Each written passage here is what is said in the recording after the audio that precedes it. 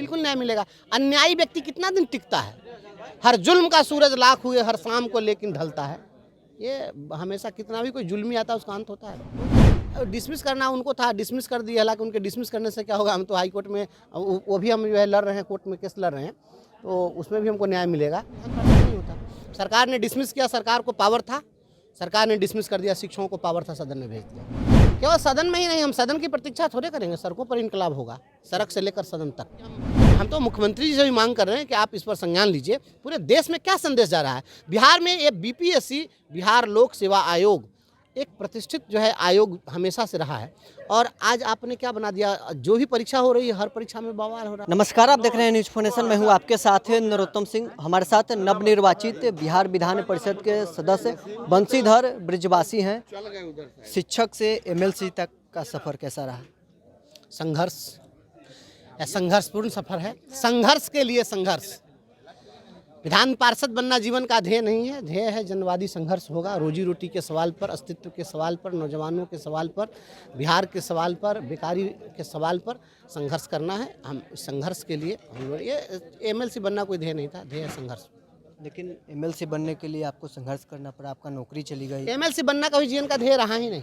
अगर मुझे सरकार डिसमिस नहीं करती तो आज मैं विधान पार्षद नहीं होता। सरकार ने डिसमिस किया, सरकार को पावर था, सरकार ने डिसमिस कर दिया, शिक्षकों को पावर था, सदन ने भेज दिया। शिक्षकों के पावर से आप सदन पहुंच गए। बिल्कुल। अब शिक्षकों के लिए आगे सदन में क्या करने वाले हैं?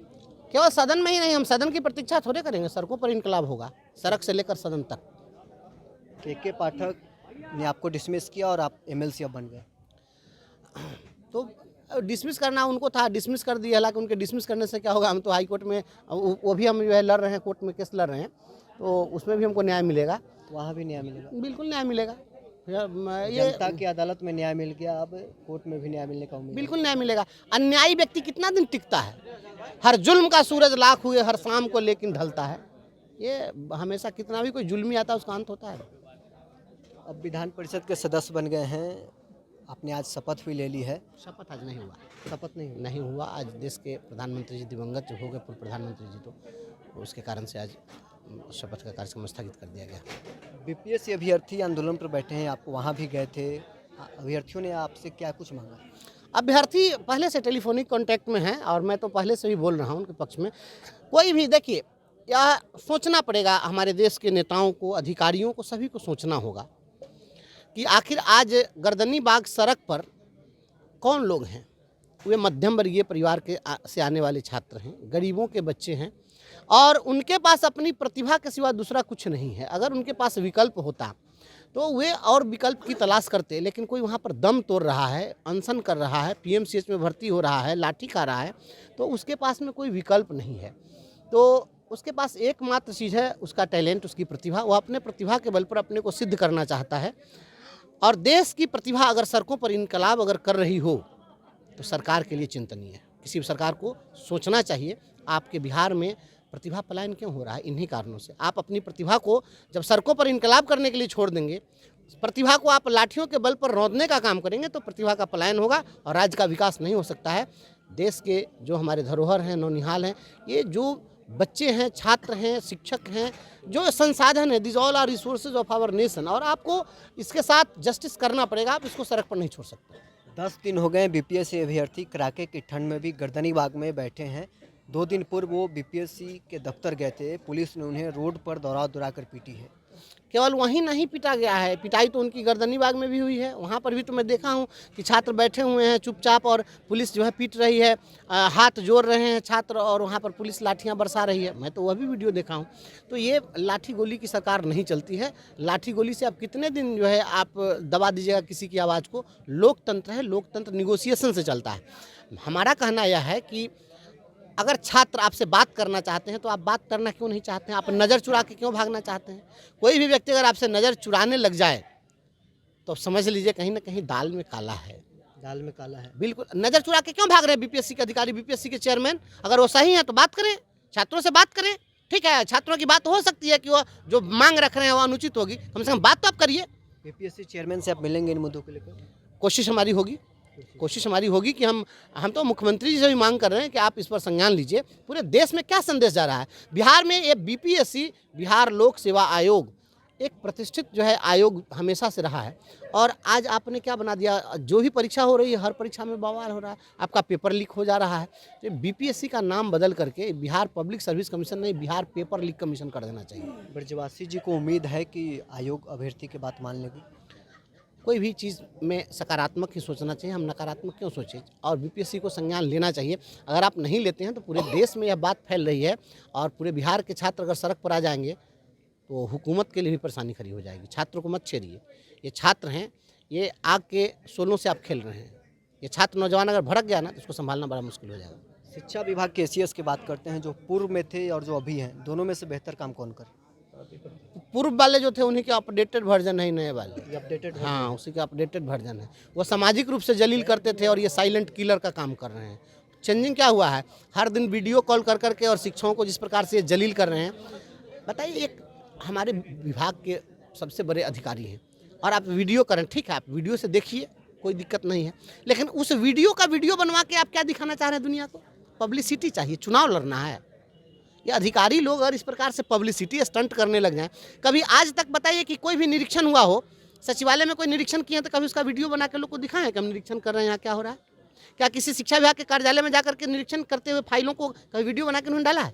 लेकिन प्रतिदिन शिक्षकों को जलील करना, डेमोरलाइज करना, और किसी की से भी अगर आपकी बात हो रही है, वह प्राइवेसी है वहाँ पर, उसकी भी आप निजता का हनन आप कर रहे हैं। यह बिल्कुल गलत है। ये जो कर रहे हैं यह कहीं से भी उचित नहीं है। सदन में ये सब आवाज़ें अब गूंजेगी।